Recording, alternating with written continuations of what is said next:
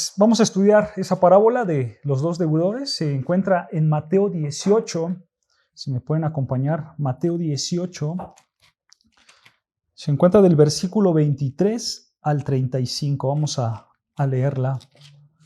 Mateo 18, versículo 23 al 35, la parábola de los dos deudores. Mateo 18, 23. ¿Ya la tenemos? Vean, dice así la palabra de Dios. Por lo cual, el reino de los cielos es semejante a un rey que quiso hacer cuentas con sus siervos. Versículo 24. Comenzando a hacer cuentas, le fue presentado uno que le debía 10,000 talentos. A este, como no pudo pagar, ordenó su señor venderle y a su mujer e hijos y todo lo que tenía, para que se le pagase la deuda. Entonces, aquel siervo postrado le suplicaba diciendo: Señor, ten paciencia conmigo y yo te lo pagaré todo. El señor de aquel siervo, movido a misericordia, le soltó y le perdonó la deuda. Pero saliendo aquel siervo, halló a uno de sus consiervos que le debía 100 denarios, y haciendo de él, le ahogaba diciendo: Págame lo que me debes. Entonces su consiervo, postrándose a sus pies, le rogaba diciendo: Ten paciencia conmigo y yo te lo pagaré todo. Mas él no quiso, sino fue y le echó en la cárcel hasta que pagase la deuda. Viendo sus consiervos lo que pasaba, se entristecieron mucho y fueron y refirieron a su señor todo lo que había pasado. Versículo 32. Entonces, llamándole su señor, le dijo: Siervo malvado, toda aquella deuda te perdoné porque me rogaste. ¿No debías tú también tener misericordia de tu consiervo como yo tuve misericordia de ti? Entonces su señor, enojado, le entregó a los verdugos hasta que pagase todo lo que le debía. Así también mi Padre Celestial hará con vosotros si no perdonáis de todo corazón a cada uno de sus hermanos sus ofensas. Hasta allí acaba la parábola. Adelante, hermanos, si gusta sentarse de ese lado o de este lado, no hay problema. Adelante. Entonces, esta es, hermanos, la parábola de los dos deudores. Y aquí quiero decirles algo, hermanos, antes de avanzar. Esta parábola, hermanos, este estudio lo vamos a dividir en dos partes, ¿ok? Porque como ya sabemos, hermanos, todas las parábolas, o la mayoría de ellas, tenemos que verlas a la luz de su contexto, ¿ok? No podemos interpretarlas nada más leyéndolas y así, porque no vamos a saber por qué el Señor Jesucristo llegó a ese punto, ¿ok?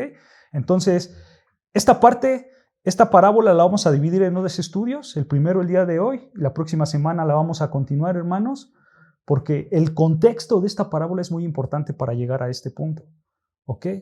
Entonces, en general, hermanos, esta parábola nos anima a perdonar a nuestros hermanos. Ese es el punto principal, el punto general de esta parábola, perdonar al hermano, ¿ok?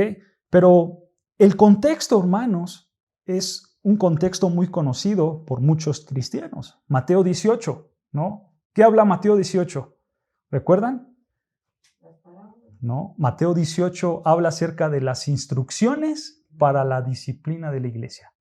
Ese es el verso conocido de Mateo 18. Las instrucciones para la disciplina en la iglesia. ¿Ok? Entonces, en el contexto, hermanos, nosotros vamos a poder ver cómo Dios tiene un gran amor para el creyente. Y ese mismo amor, hermanos, nosotros lo debemos de tener para todo cristiano. Este amor, hermanos, no es un amor sentimental, no es un amor romántico, sino es un amor de compromiso, un amor voluntario, un amor que satisface las necesidades de otro conforme a nuestras capacidades. Ese es el amor que vemos que Dios refleja y que nosotros debemos de reflejar para con otros cristianos. Y aquí, hermanos, el amor es algo importante. ¿Por qué? Porque el amor es parte del Espíritu Santo, ¿no? El fruto del Espíritu Santo es el amor. Y eso es tan importante el amor hacia las personas, hermanos. Porque dice las Escrituras, sabrán que son mis discípulos si se aman los unos a los otros, ¿recuerdan? Juan 13. Entonces el amor es importante. Entonces, hermanos, hablando un poco del contexto, desde el versículo 1 de Mateo 18, desde el versículo 1 hasta el versículo 14, nuestro Señor Jesús quiere enseñar a sus discípulos actitudes que deben de cultivar, y la actitud es el amor para con los hermanos. Eso es lo que enseña el Señor Jesucristo desde el versículo 1 de Mateo 18 hasta el versículo 14. Enseña actitudes y es esa actitud el amor para con los hermanos. Luego, hermanos, llegamos al versículo 15, que el versículo 15 es la disciplina, hermanos. Desde ahí empieza la disciplina. Mateo 18, versículo 15 al 22 empieza la disciplina. Mateo 18, versículo 15. Vean lo que dice Mateo 18, versículo 15, que es la disciplina en la iglesia. ¿Ok? Dice versículo 15, vean, empieza con esta palabra, por tanto. ¿Se dan cuenta? Mateo 18, 15. Por tanto. Esta palabra, por tanto, es importante, hermanos. ¿Por qué? Porque es una conexión. La palabra por tanto es una conexión con los versos atrás. Si se dan cuenta en sus Biblias, hermanos, los versículos atrás es la parábola de las ovejas perdidas. ¿Sí pueden ver? Esta parábola, hermano, de las ovejas perdidas nos enseñan que Dios quiere que no se pierda ninguna de sus ovejas. Ese es el deseo de Dios, que ninguna de sus ovejas se pierdan. ¿Quiénes son las ovejas? Las ovejas son los creyentes. ¿Ok? Si se descarría, si se dice, descarría una de sus ovejas, Dios va por ellas, Dios las busca. ¿Por qué? Porque las ama. Vean versículo 14 lo que dice. Versículo 14. Así no es la voluntad de vuestro Padre que está en los cielos que ¿qué? Que se pierda uno de estos pequeños. Si se pierde uno, el Señor va y la busca. ¿Por qué? Porque no es la voluntad del Padre que uno de sus hijos se pierda. ¿Se pierda en qué? En el pecado. ¿Ok? No es la voluntad de Dios que sus hijos se pierdan en el pecado. Versículo 15. Por tanto, dice, por tanto, si tu hermano peca contra ti, ¿qué dice? Ve y repréndele estando tú y él solos. Hermanos, Dios está preocupado por la salud espiritual de sus hijos. Que cuando un creyente cae en el pecado, Dios no se queda con los brazos cruzados. Así como la parábola de aquí arriba de las ovejas, Él va y las busca. Dios busca a los suyos. Entonces, hermanos, esa búsqueda que hace el Señor la lleva a cabo por medio de la disciplina en la iglesia. Esa es la idea, hermanos. Por eso están conectados estos versículos. ¿Se dan cuenta cómo tenemos que ir hilando versículos con versículos? Hasta llegar a la parábola que vamos a estudiar, hermanos. Pero es importante conocer este contexto. ¿Ok? El Señor, Dios, nuestro Señor Jesucristo, busca a sus ovejas, a los que se han ido por el pecado, por medio de la disciplina en la iglesia. Y esta disciplina, hermanos, se lleva a cabo con ciertos pasos. Pero antes de ver esos pasos, hermanos, yo quiero que notes cómo esta disciplina se basa en el amor puro de Dios. Eso es importante, hermanos. La disciplina bíblica está cimentada en el amor de Dios, en ese amor puro. Desde el versículo, otra vez lo repito, hermanos, desde el versículo 1, Mateo 18, versículo 1 hasta el versículo 14. Si tú lo estudias en tu casa, hermanos, tú puedes ver el amor intenso de Dios por sus hijos. Eso es lo que tú vas a ver, cómo Dios ama tanto a sus hijos. Del versículo 1 al 14. Y esa es la base, hermanos, de la disciplina, el amor de Dios por sus hijos. ¿Ok? Eso es lo que tenemos que entender. Una vez que entendamos esto, hermanos, vamos a ver estos pasos de la disciplina. Vean versículo 15. Dice, versículo 15, Mateo 18, versículo 15. Por tanto, si tu hermano, ¿qué? Peca contra ti. Si tu hermano peca contra ti. Esta palabra contra ti, hermanos, no se encuentra en los manuscritos más antiguos, en los originales. Solo está, por tanto, si tu hermano. Eso es lo que encontramos nada más en los antiguos manuscritos. Si tu hermano peca. Después, ¿qué sigue? La siguiente palabra. Si tu hermano peca contra ti, ¿qué? Dice, ve. Esa palabra de ve es importante, hermanos. ¿Por qué? Porque esa palabra está apuntando a que nosotros debemos de tomar la iniciativa. ¿No es cierto? Si tu hermano peca contra ti, ve. O si nada más peca, si tú lo ves pecar, ve, toma la iniciativa. Hermano, no te quedes viendo. No digas, no, mejor voy a orar por él. No, eso no dice el texto. Dice, ve. Por supuesto, hermano, que debes de orar por tu hermano, pero en el texto no dice que ores. El texto dice, ve, toma la iniciativa. ¿Y qué después? ¿Qué sigue? Ve y repréndele. Ve y repréndele. La idea de esto, hermanos, es ve y no le des vueltas al asunto. Esa es la idea. Ve y pone el asunto sobre la mesa.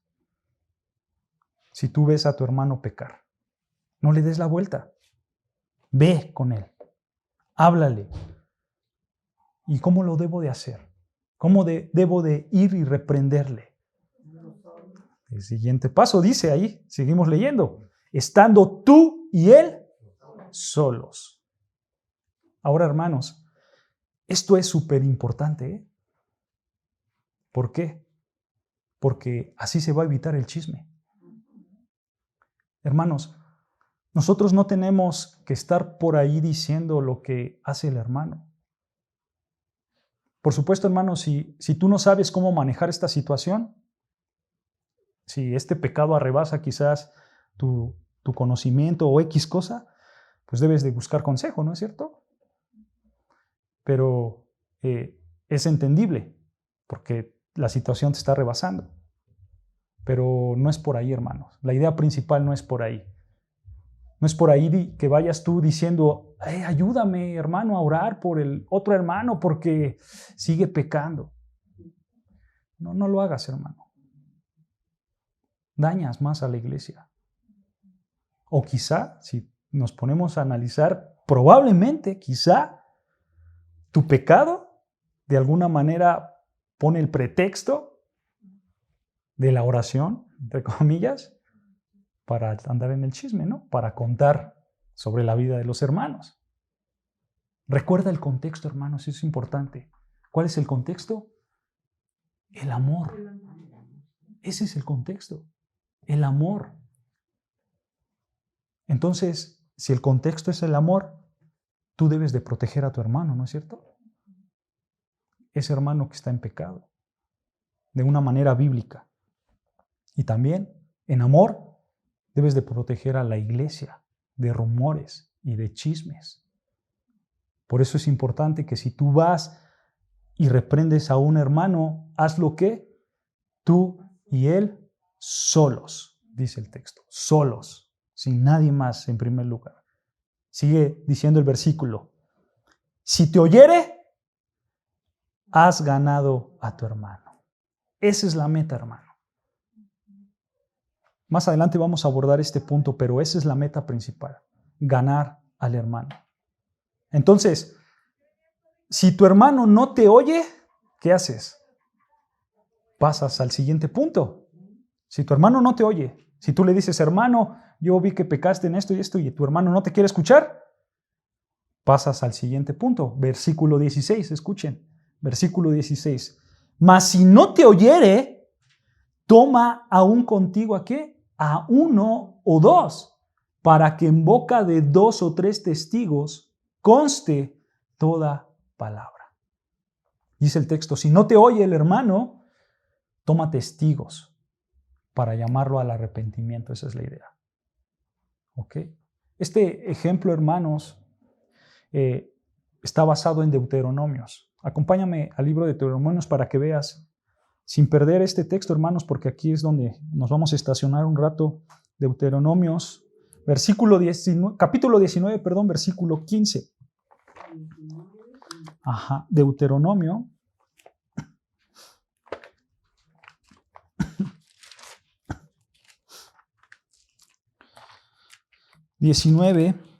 Versículo 15.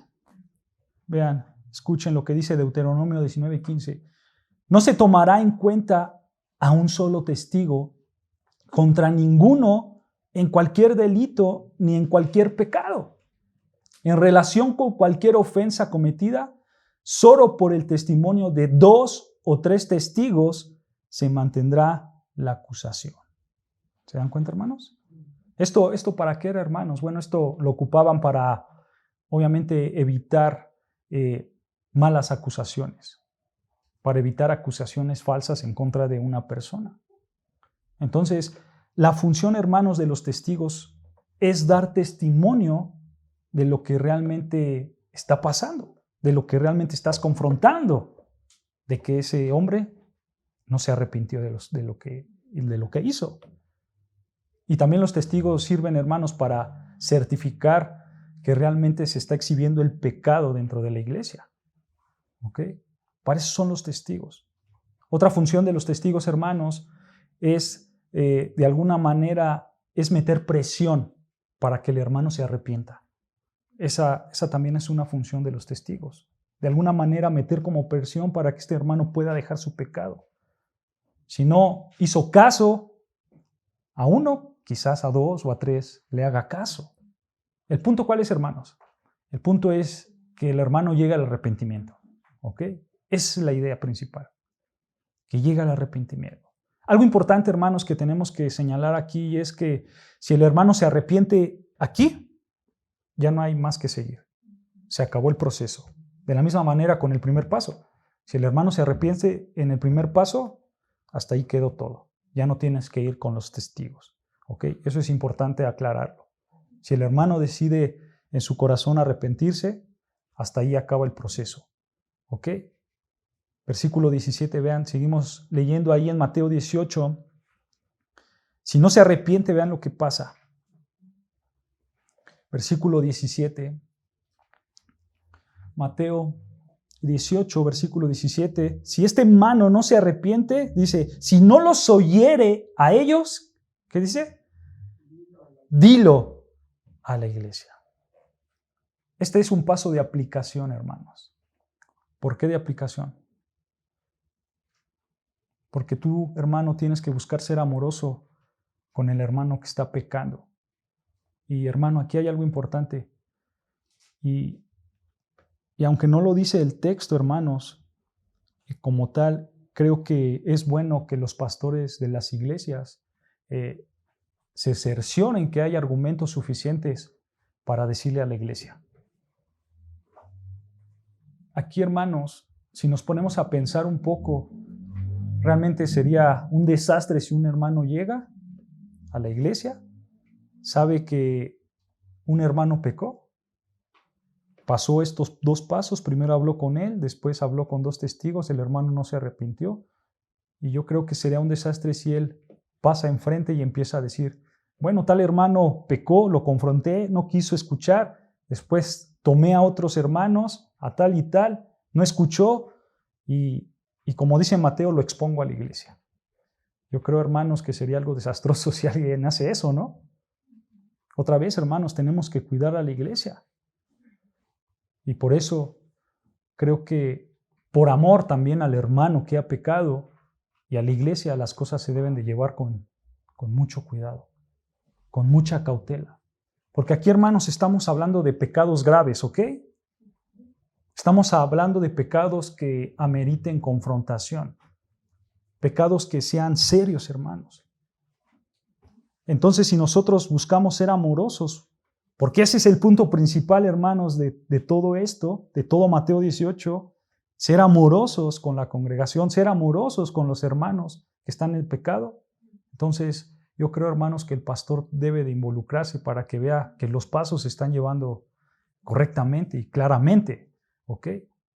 Entonces, si en ese consejo de pastores y de hermanos ven prudente decirlo a la iglesia, se le dice a la iglesia. Cuando se expone el pecado, hermanos, hay que ser cuidadosos. No hay que dar detalles de lo que pasa. ¿Para qué? Pues en primer lugar para proteger al hermano y a la iglesia. Aquí, hermanos, estamos en un proceso que se debe de aplicar con mucha cautela, con mucha sabiduría, con mucho amor. Aquí estamos, hermanos, en un proceso donde, como se dice, se agarra con pincitas, ¿no? Uh-huh. Tratándose de un hermano de la iglesia, y si es hermano inconverso. No hay hermanos inconversos. Una persona que no cree en Cristo no es tu hermano. ¿No? ¿Por qué? Nosotros, ¿por qué nos hacemos llamar hermanos? Porque estamos en una familia en Cristo. Nuestro Padre es Cristo. Y si Él no cree en Cristo, entonces Cristo no es su Padre, no es nuestro hermano. No hay hermanos inconversos, solo hay hermanos creyentes. ¿Ok?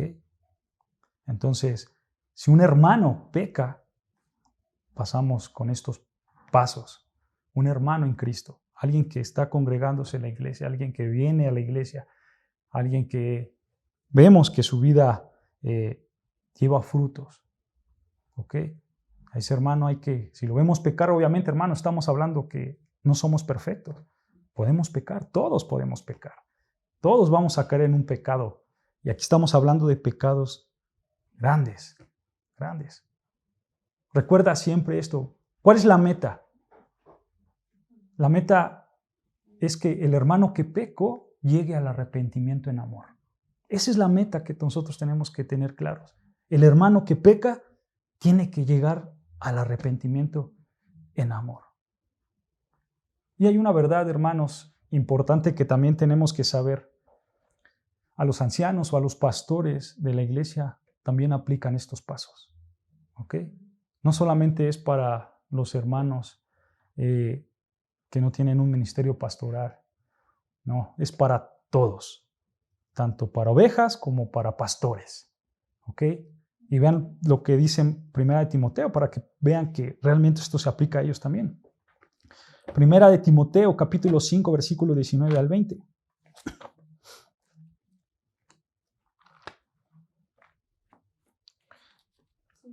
Ajá, 1 Timoteo 5, 19 al 20. 1 Timoteo 5, 19 y 20. ¿Ya lo tenemos? Dice 1 Timoteo 5, 19. Contra un anciano o un pastor, no admitas acusaciones, sino ¿con qué? Con 2 o 3 testigos. A los que persisten en pecar, repréndelos delante de ¿quién? De todos, para que los demás también teman. ¿Se dan cuenta? A ellos también les aplican estos pasos. Entonces, estos pasos es para todo creyente, ¿no? No importa el ministerio que tenga, esto se aplica para todo creyente que peca.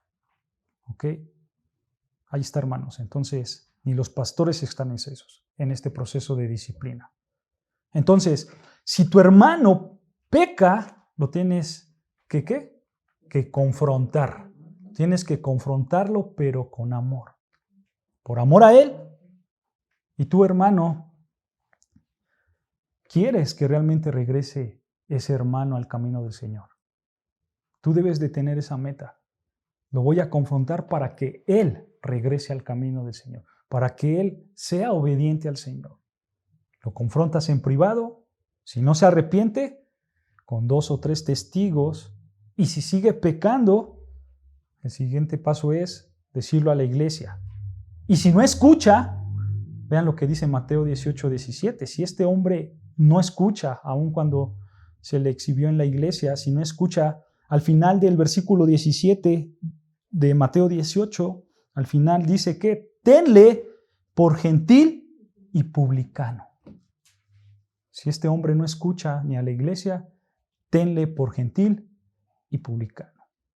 Para la audiencia, hermanos, de Mateo, un publicano era la audiencia más baja de los impíos. Eso era un publicano.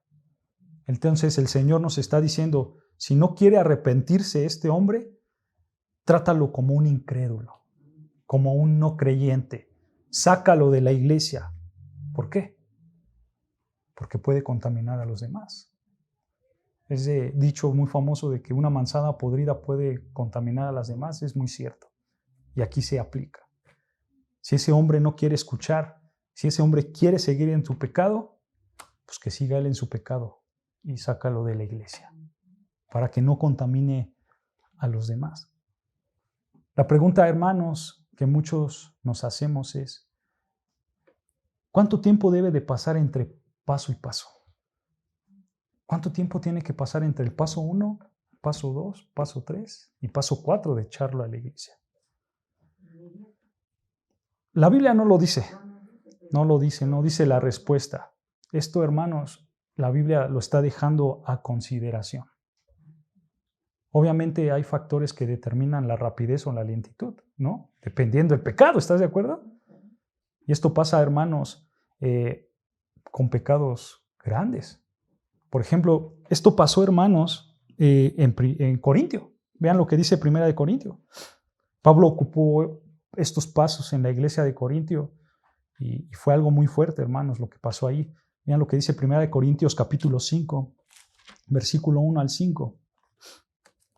1 Corintios 5, 1 al 5.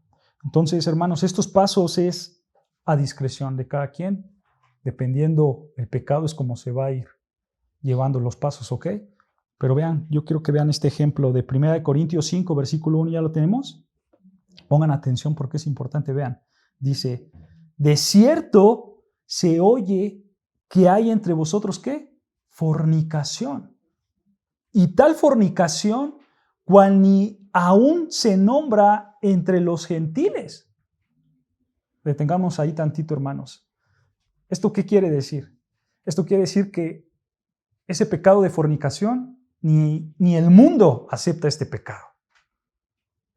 Ni el mundo lo acepta. Vean qué tan grave era. Ni el mundo acepta este pecado. Vean lo que pecó. Sigue diciendo el versículo.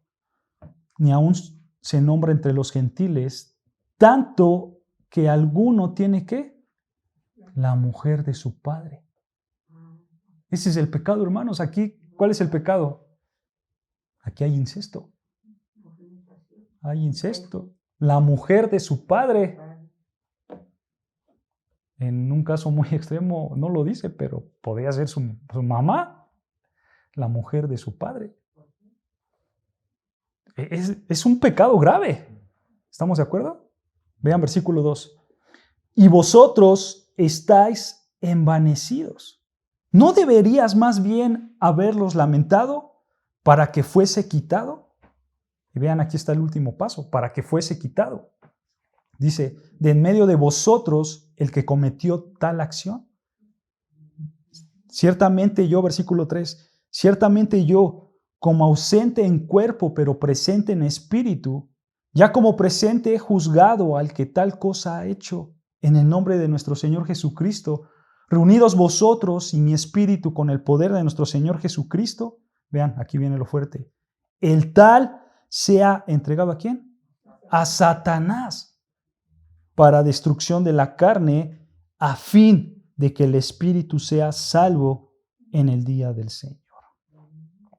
Si se pueden dar cuenta, hermanos, la idea es la misma de Mateo 18, ¿no es cierto? Si el hermano no oye el consejo de Dios, quítalo de la iglesia. En palabras de Pablo, entrégalo a Satanás. La pregunta que tenemos que hacer aquí es, ¿por qué en manos de Satanás, no? ¿Por qué esa expresión de échalo a las manos de Satanás? Bueno, hermanos, porque hay una realidad muy grande. Una vez que una persona sale de la iglesia, él se aleja de todas las bendiciones de la iglesia, de esa iglesia local y, por supuesto, de la bendición que Dios otorga de la protección a esa iglesia. Esa es una realidad, hermanos. Por eso este hombre queda expuesto a Satanás, porque él se alejó de la iglesia y de todas las bendiciones que conlleva la iglesia local. Él está expuesto a Satanás. Quiero que vean, hermanos, esto es algo serio. Algo serio. De hecho, ahí decía en el versículo 6, ahí dice, ¿no es buena vuestra jactancia? ¿No sabéis que un poco de levadura, ¿qué? ¿Leuda toda la masa? O sea, si se permite el pecado en la iglesia, todo se puede contaminar. Es algo muy serio, hermanos, el pecado dentro de la iglesia.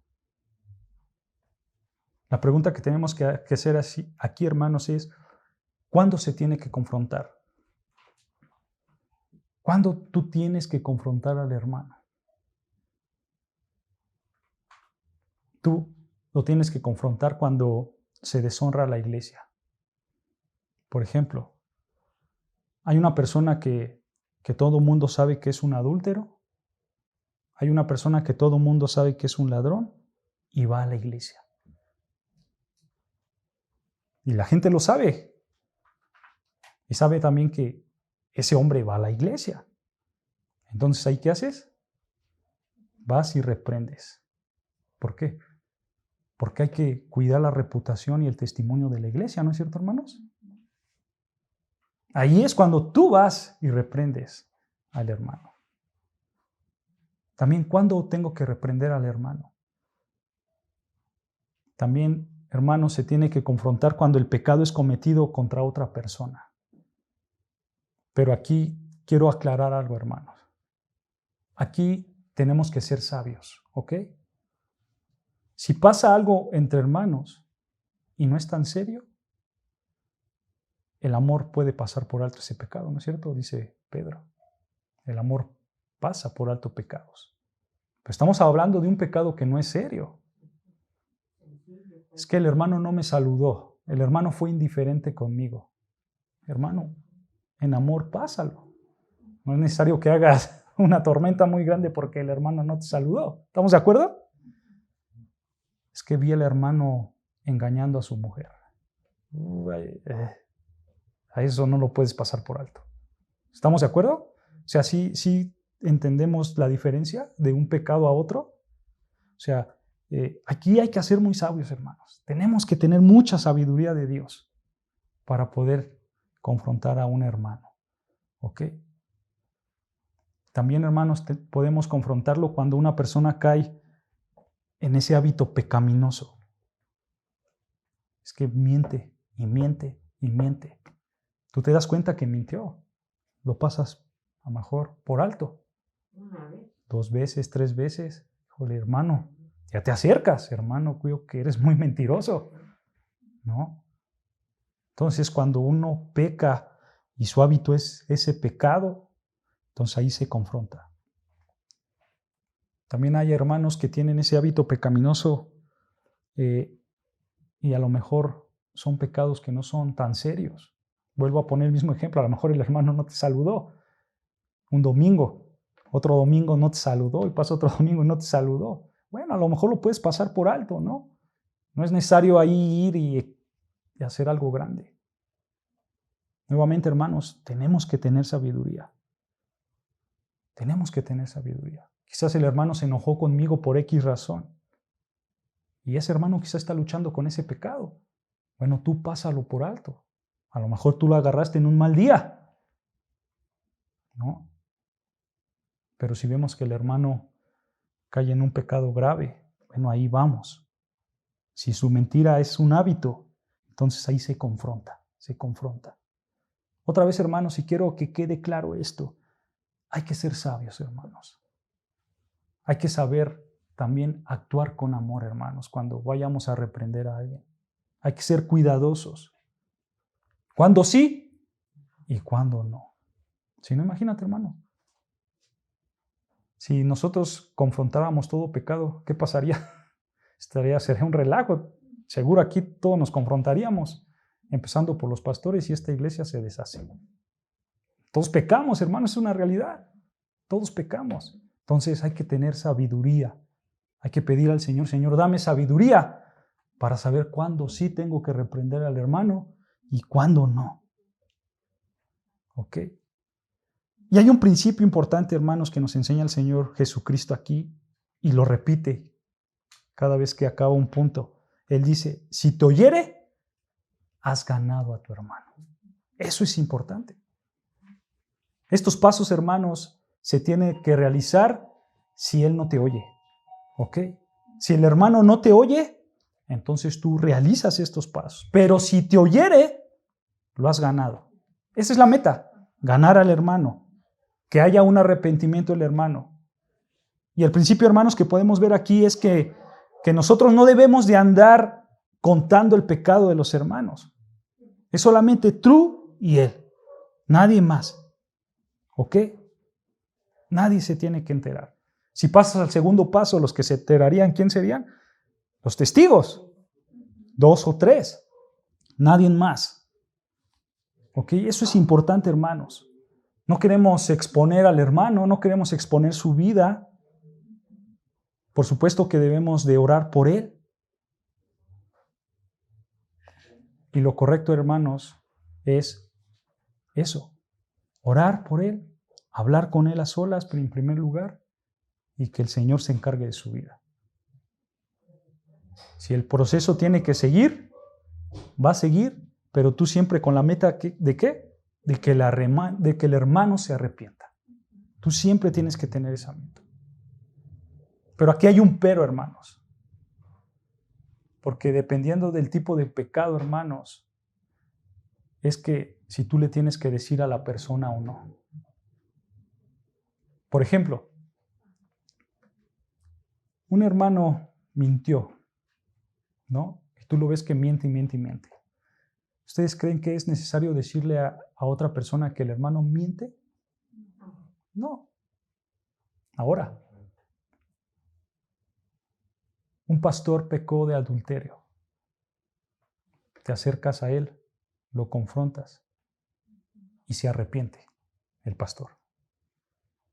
¿Te tienes que quedar callado? Si el pastor peca de adulterio, tú vas, lo confrontas, el pastor se arrepiente. A la luz de las Escrituras, ¿te tienes que quedar callado? No. En el caso del pastor, no. Tú tienes que informarles a otros pastores. ¿Por qué? Gracias a Dios se arrepintió, pero queda descalificado para su ministerio, de acuerdo a los pasos de Timoteo. El pastor debe de ser marido de una sola mujer. Él ya no es apto para el ministerio pastoral. Ahí no te puedes quedar callado, hermano. Gracias a Dios otra vez se arrepintió, pero lo tienes que comentar. Hay que bajarlo del ministerio porque él queda descalificado. ¿Ok?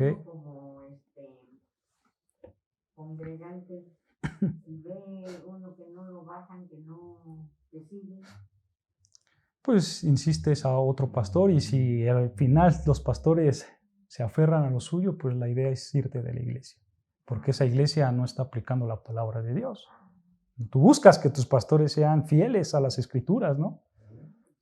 Entonces, si hablas con un pastor y no te escucha, hablas con otro y no te escucha, o hablas quizás con algún consejero que hay dentro de la iglesia y no te escuchan, entonces lo ideal es que mejor busques otra iglesia donde los pastores sí apliquen la palabra de Dios, ¿no? Pero el punto es ese, hermanos, y quiero recalcar otra vez, hay que ser sabios, hermanos, cuando vayamos a confrontar al hermano, hay que ser sabios cuando vayamos a decirle a otra persona acerca del pecado que está cometiendo, ¿ok?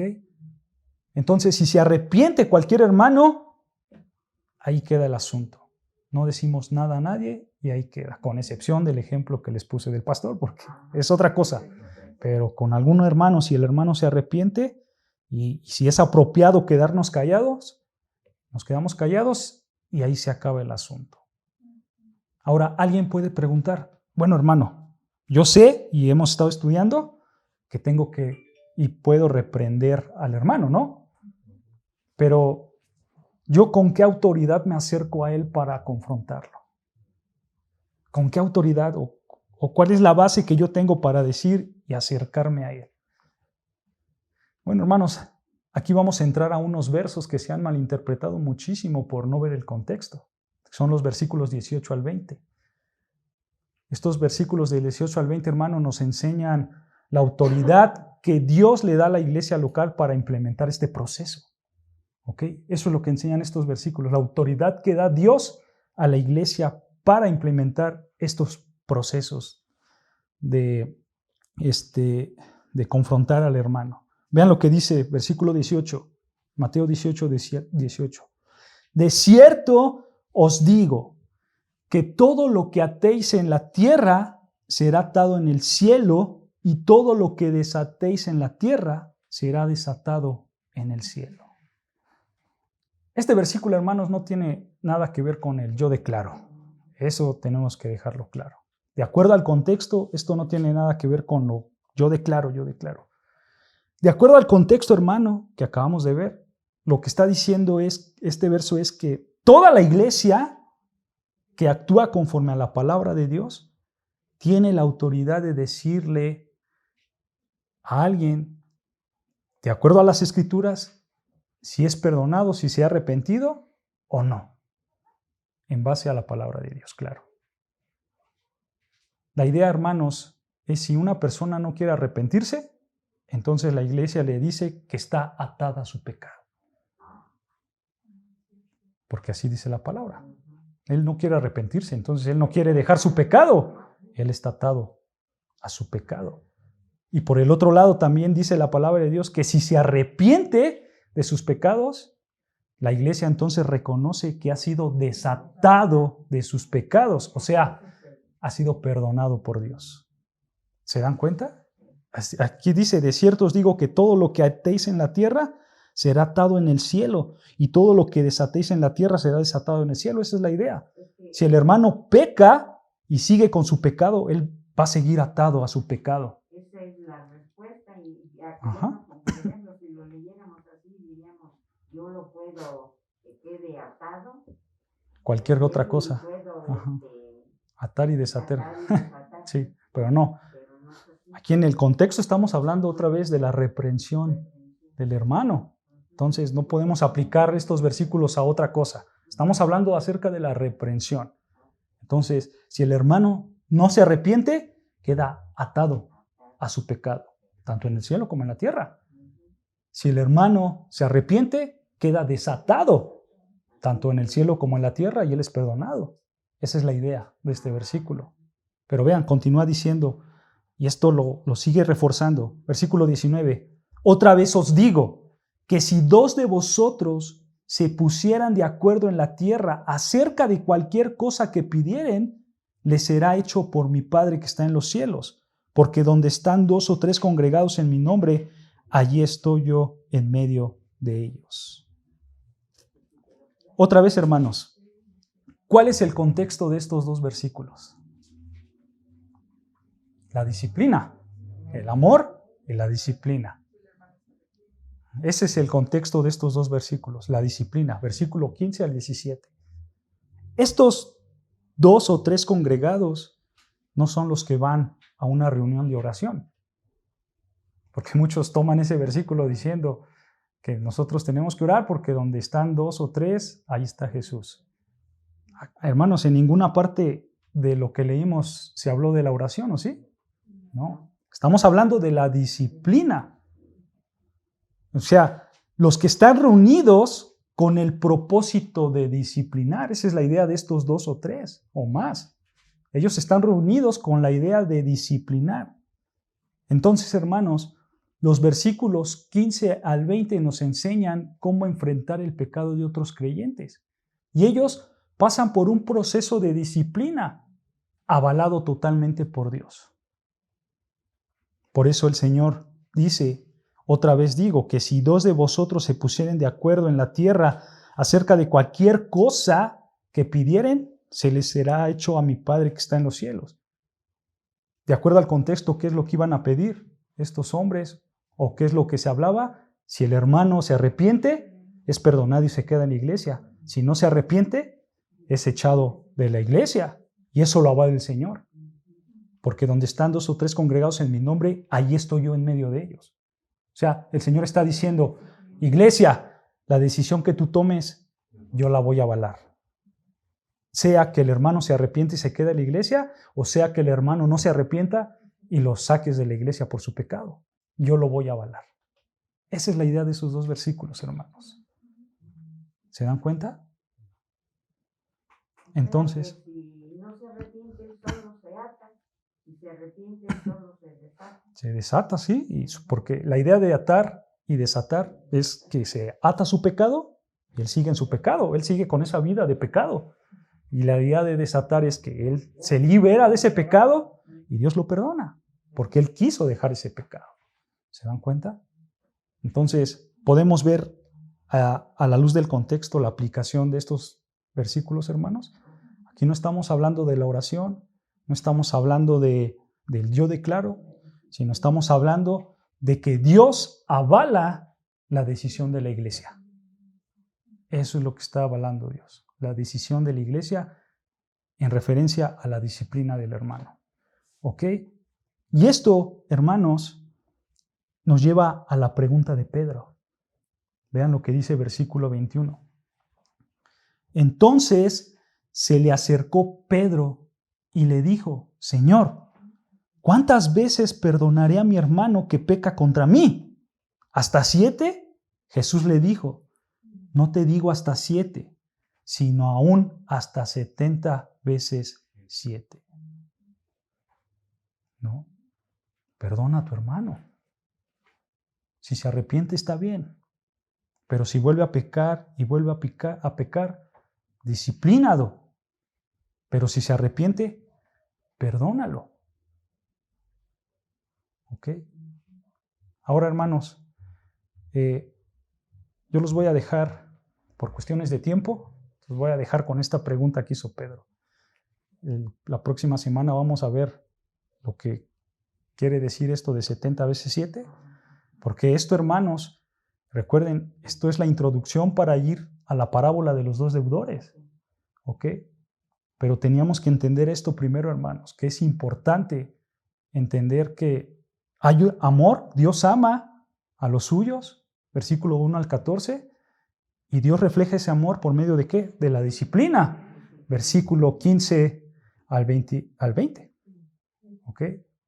Dios ama a sus hijos y muestra ese amor por medio de la disciplina y después pone el ejemplo, la parábola de los dos deudores.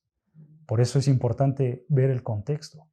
Pero quería ahondar un poco más, hermanos, porque por desgracia muchas iglesias no sabemos cómo aplicar disciplina bíblica.